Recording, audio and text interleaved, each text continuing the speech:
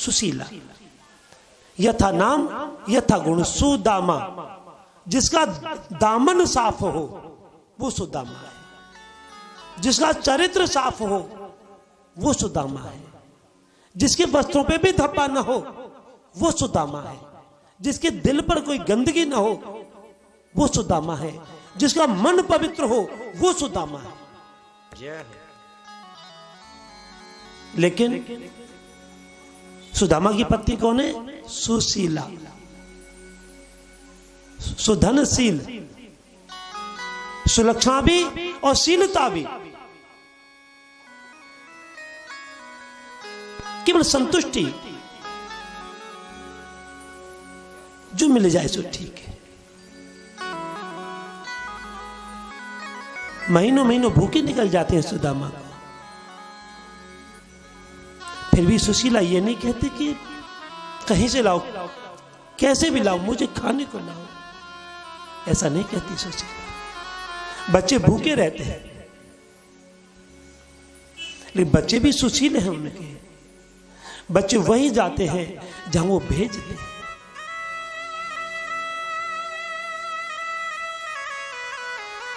अगर अपने जीवन में दो व्यक्तियों जैसा जीवन दे, अगर उच्च कोटि में जन्म मिले तो प्रहलाद और ध्रुव जैसा जन्म मिले, जो प्रभु की भक्ति की, राजा महाराजाओं के पुत्र होने के बावजूद भी। या फिर दो व्यक्ति,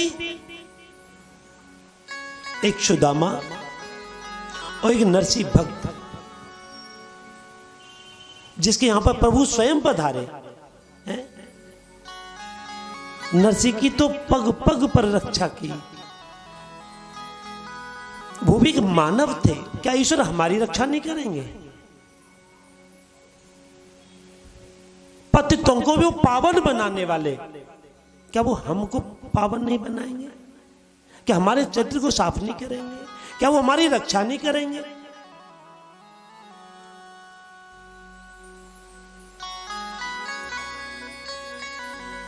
सुशीला ने कहा कि तुम्हारे मित्र हैं ना द्वारकाधीश के, उनके पास चले जाओ। सांची कहूं पिया चले जाओ द्वारका, बिगड़ी में अजमा लो दिल यार का।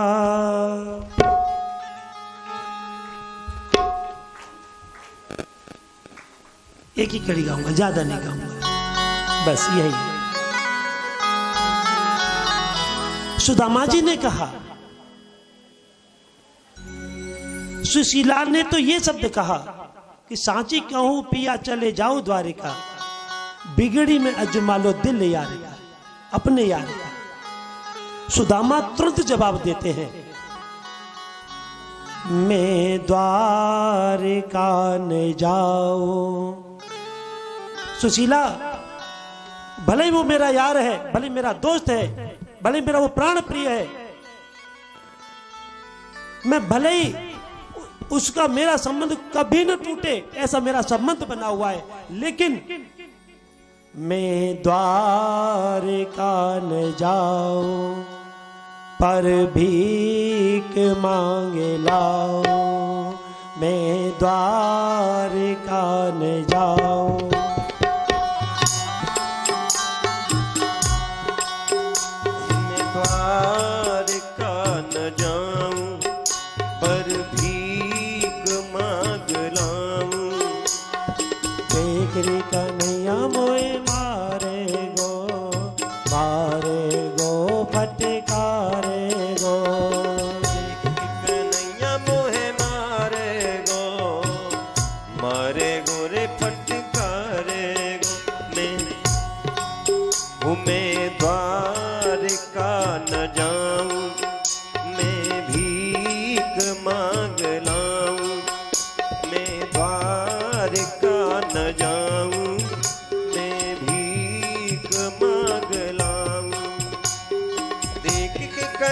मोहे मारे गो, मारे गोरी फटकारे गो। मैं द्वारका जाऊं। बोलना पड़े, जोर से बोलना पड़े।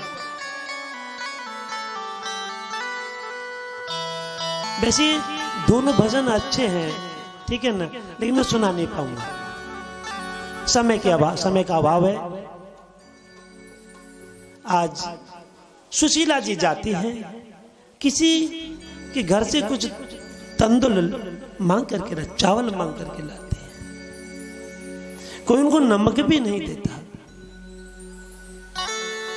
और वही पोटली में प्यार से चावल बांधे, कहेंगे प्रियतम आप चले जाओ।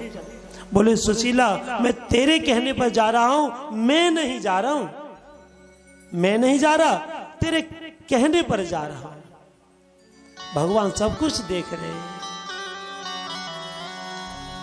भगवान ने विचार किया, सुदामा तुझे मेरे यहां आना पड़ेगा। और यह सत्यता है, जब हमें कुछ पाना है तो भगवान की द्वार पर हमें जाना पड़ेगा, भगवान की चौखट पर हमको जाना पड़ेगा। अब नहीं जाओगे तो अंत में जाओगे फिर, है? या नहीं जाओगे? ए अम्मा, ए चश्मा वाली अम्मा, अंत समय नहीं जाना, जाएंगे ना तो हंसी खुशी से जाए ना, रो के क्यों जाए? ए अम्मा, बात सही है ना? अब जमान अम्मा, अबे मत जाइयो, अभी नहीं जाना अम्मा जी, अभी नहीं जाना है। अच्छा पंथी देख लिया,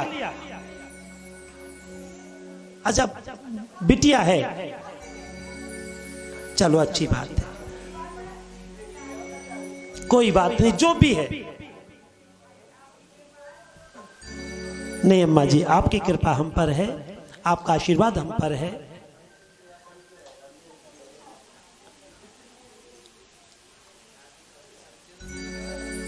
कि आए हैं तो जाएंगे राजा रंग फकीर, एक चढ़े पाल की एक बंधे जंजीर।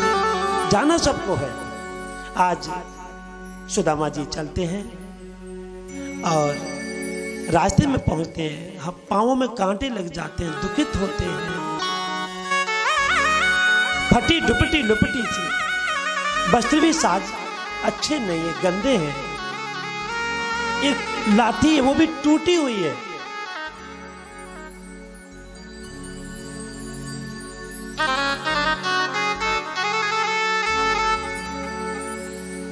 रास्ते में एक नदी पड़ती है और उसको पार कैसे करें? एक नाविक मिला, भैया कुछ पैसे हैं तो तुम्हें पार उतारूंगा।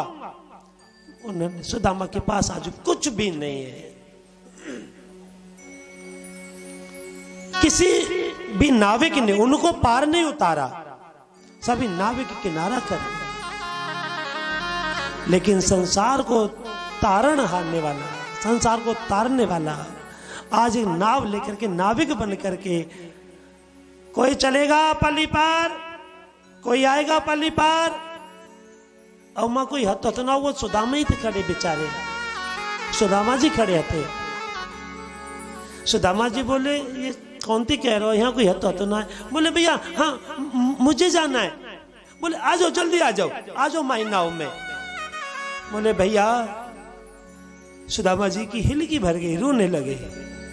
भैया मेरे पास कुछ है नहीं पार उतारने के लिए, मेरे पास कुछ भी नहीं है। बोले बड़ा पागल है तू भैया, अरे हम ऐसे लोगों को ही तो पार उतारते हैं जिसके पास कुछ न हो, ऐसे लोगों को मैं पार उतारता हूं। भैया आमी नाव में बैठ जा। सुदामा जी को कुछ हिम्मत बंधी, बोले अब तो कुछ आस बंधी। एक बात याद रखना, जब कहीं से थोड़ी सी आस बंध जाए बहुत बड़ी हिम्मत बंध जाती है आस के साथ। और यदि आस टूट जाए तो हिम्मत तो छोड़िए साहब, शरीर टूट जाता है, नजरें काम नहीं करती, वाणी अपना कोई काम नहीं करती। यहां तक कि हम चाहे भले खूब सुने, लेकिन जिस समय हम पीड़ा के अंदर है, हमको पीड़ा सता रही है, तो हम सुनना भी, किसी की बात को ज्यादा गौर नहीं देते। सुदामा जी को बिठाया और नाव में चलने लगे। अब सुदामा जी की तो माला चल रही है, अब उन्हें कछु ना याद, केवल उनको जब उतरेंगे, जब उतर जाएंगे, पर अपनी माला को बंद नहीं किया उन्होंने। भैया तुम कहां से आए? बोले भैया जहां से आए वहां से आए, ठीक है, अब तो हमें पार उतार दे। बोले तुम यार चुपचाप क्यों बैठे हो? अरे कुछ अपनी कहो, कुछ हमारी सुनो, कुछ बोलते बतलाते समय गुजर जाएगा और किनारा हाथ आ जाएगा। सुदामा जी से बतलाने लगे। सुदामा जी ने कहा भैया, अपना परिचय दिया। अपना परिचय दे करके सुदामा जी फिर माला में लग गए। और कृष्ण भगवान बोले कि तू अपना तो परिचय दे देना, हमारा तो नहीं ना है। फिर कहा सुदामा भैया तुमने अपना तो परिचय दे दिया, अब हमारा तो परिचय तुमने लिया नहीं। अब जानकारी तो तभी होगी जब तुम हमारे बारे में पूछो, हम कौन है। बोले भैया तुम कौन हो? बोले हम द्वारकाधीश से आए और मोहन हमारा नाम है, मोहन। बोले ठीक है, होगा मोहन कोई, हमें तो कृष्ण चाहिए। ठीक है भैया तुमने पता दे दो, ठीक है, हमको पल्ली पार उतारो। भगवान ने पार उतारा। और ये हमेशा याद रखना, भगवान ऐसे लोगों को ही तो पार उतारते हैं, वास्तविकता जो उनके ऊपर आत्मसमर्पण कर देता है। सुदामा जी गए, दो पहरेदार खड़े। भैया कृष्ण जाकर के कहिए उनका मित्र आया है। पहरेदार ने देखा कि फटे कपड़न वालों, टूटे डंडा वालों, नंगे पामन वालों हैं, जहां पे कछु ना है वो करो कृष्ण हमारो मित्र। अरे तू पागल है गए हो भैया, तू कहां पे आए गए हो हैं? बोले मैं द्वारका आया हूं, कृष्ण के पास आया हूं। बोले कृष्ण कौन है तेरा? बोले हमारा मित्र है। बोले तू पागल हो रहा है, तेरा मित्र कृष्ण कैसे हो सकता है? लेकिन एक पहरेदार ने नम्रता, विनम्रता के भाव से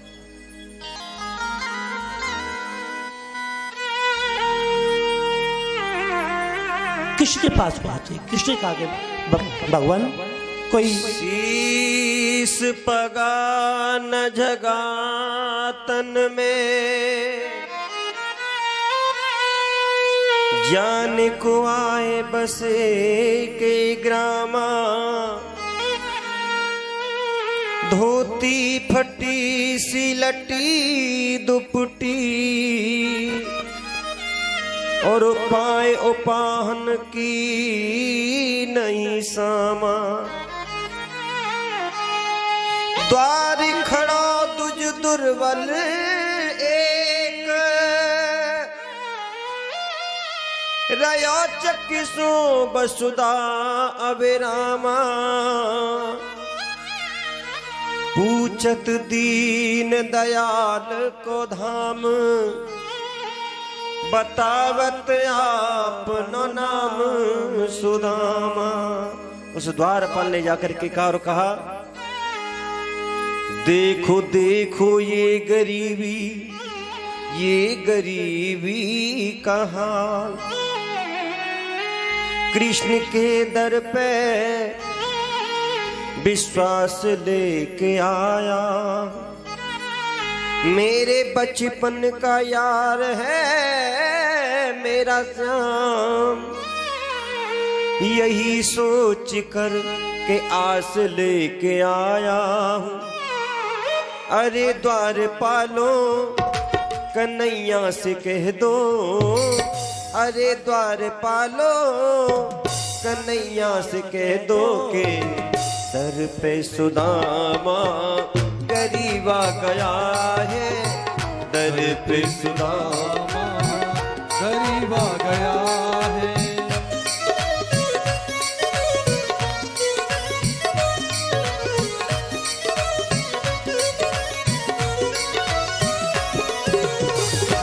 सर पे है पगड़ी न तन पे है जामा, बता दो कन्हैया को नाम है सुदामा, बता दो कन्हैया को नाम है सुदामा। न सर पे है पगड़ी न तन पे है जामा, बता दो कन्हैया को नाम है सुदामा। न सर पे है पगड़ी न तन पे है जामा, बता दो कन्हैया को नाम है सुदामा, बता दो कन्हैया को नाम है सुदामा। भटकते भटकते न जाने कहाँ से, भटकते भटकते न जाने कहाँ से, तुम्हारे महल के करीब आ गया है, तुम्हारे महल के करीब आ गया है।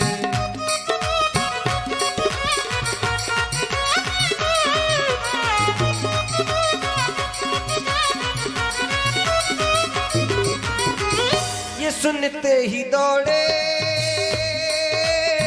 चले आए मोहन,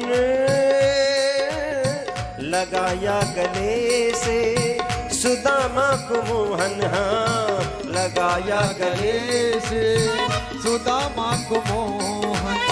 न घबराओ प्यारे सखा तुम सुदामा, न घबराओ प्यारे सखा तुम सुदामा। खुशी का समा तेरे करीब आ गया है, खुशी का समा तेरे करीब आ गया है।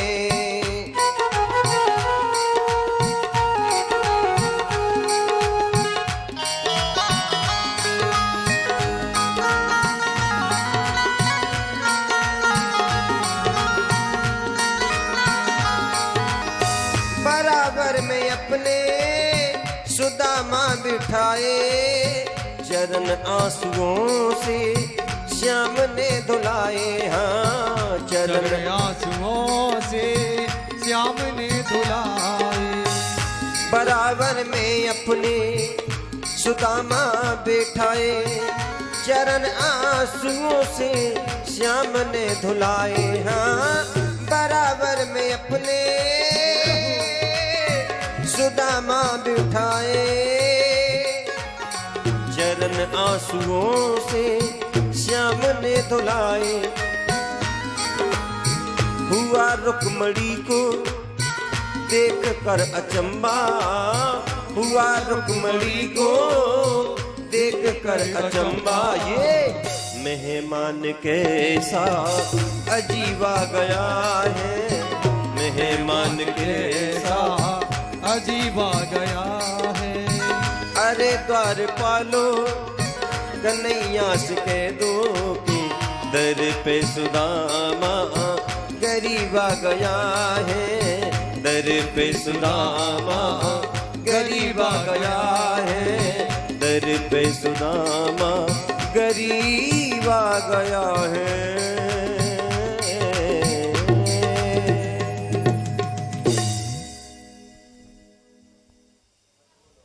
मत बोलो ना बोलो, ये तो मैंने कहा कहिए बोलो। अंदर लेके जाते हैं। किशोर भगवान ने आज दिखा दिया द्वारिका में कि मित्रता होती क्या है। द्वितीय दिवस में मैंने कथा में बताया था कि मित्र आज के कैसे होते हैं।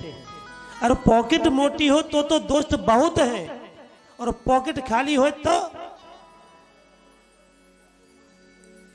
अच्छा एक चीज बताइए, तुम्हें हमारी सौगंध है। मैं उर्दू भाषा नहीं बोलता, हिंदी भाषा में आनंद रहता है। अगर यहाँ पे कल से या परसों से कितने लोग आएंगे, सच्ची बताओ, आएंगे नहीं आएंगे? काहे काहे नहीं आएंगे? क्योंकि अब यहाँ कथा नहीं होगी। और मुझ जैसा बुरा व्यक्ति यहां नहीं आएगा, है ना।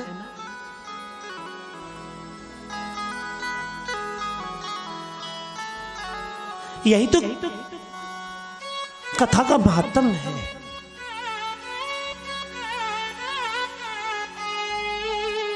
अपने जीवन में जिसको कथा प्यारी लगती है, कृष्ण प्यारे लगते हैं, वो न जाने कहां कहां से खिंचे चले आते हैं। और एक और बात बता दूं, कथा पांडाल में वही आता है जिसको भगवान बुलाते हैं, बाकी उसको तो वही रोक देते हैं जिसको भगवान नहीं बुलाते।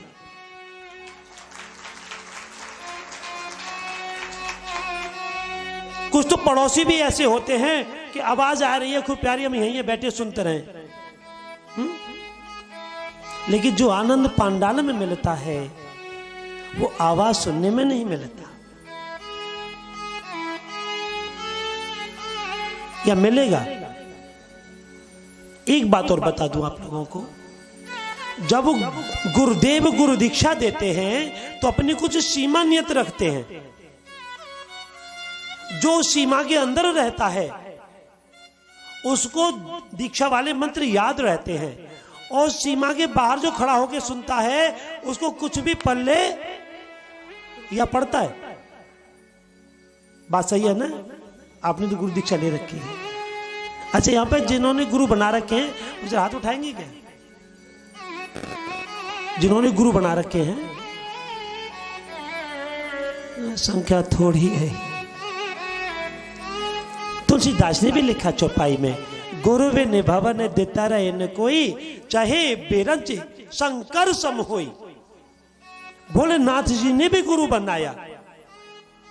भोलेनाथ जी के भी गुरु हैं, उनके माता पिता भी हैं। जब भोलेनाथ जी ने गुरु बनाया तो हम तुम कौन चीज है जो कि अजर अमर निराकार परमेश्वर देह कभी न धरे, ऐसे ने भी गुरु बनाए। तो हम तुम चीज कौन है? तब हमें गुरु बनाने चाहिए या नहीं? हाँ जी ना जी। लेकिन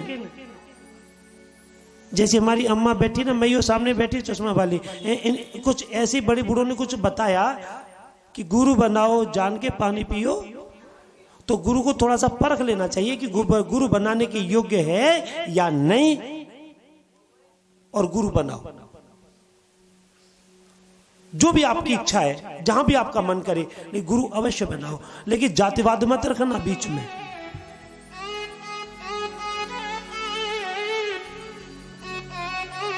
वैष्णव संत हो, कोई भी हो, या रूहानी वाले हो,